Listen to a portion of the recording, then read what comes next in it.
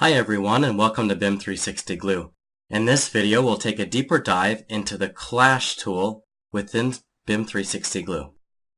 To access the Clash tool you need to be in a merged model view, and looking at the toolbar on the left you can find the Clashes button. Click on that button and we can find clashes.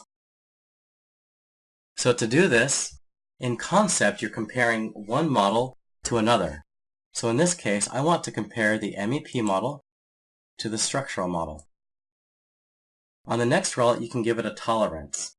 A pro tip, when I work professionally, I start with a larger tolerance and then work my way in. Find the big conflicts first and then work on the little ones. This is especially true in very complex models where you can get lots of clashes when you have small pipes going through a complicated structure. So I'll start off with a larger tolerance, maybe 8 inches. And I'll give this a name. I'll call this MEP versus structural. And I like to number these so that as I go along in the workflow, I can go back to my clashes and understand where I'm at. So I'm going to call this 01 as my first clash. Then I click on Find Clashes. It goes really quick because we're in BIM 360 Glue. It's using the cloud versus our own computer to process that. So very quickly we find the clashes. When it's done, we can see there are 19 clashes, and they're all listed here. The order of magnitude is given, and it's sorted by larger to small. You can see how far the clash is into each other with the distance. So we got from 1 foot 3 inches down to 8-inch clashes. Here's the overview. I've got 19 clashes. I'm going to close that overview to see more of my screen. And I'll click on the first clash. It's going to zoom me in and show me the clash very specifically.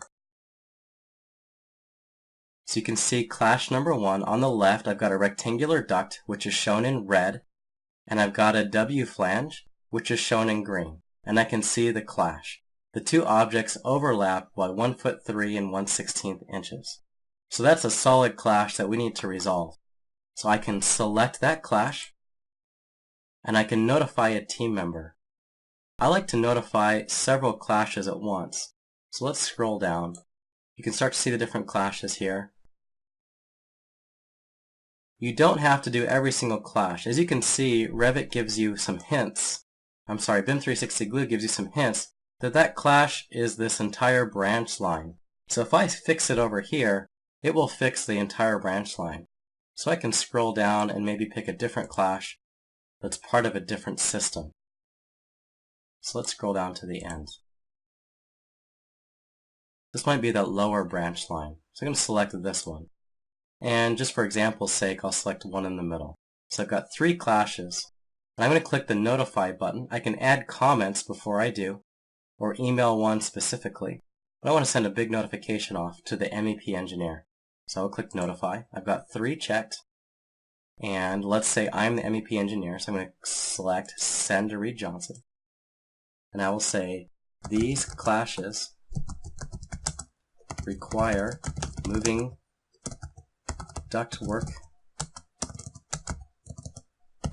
down the distances indicated in the clash at a minimum, and send. Now your teammate, the mechanical engineer, will get an email. I'm going to say click on the email to get a link and they'll go right up to the model. They don't even have to have the BIM 360 Glue application. It will take them out online and they can see the clash exactly where it is.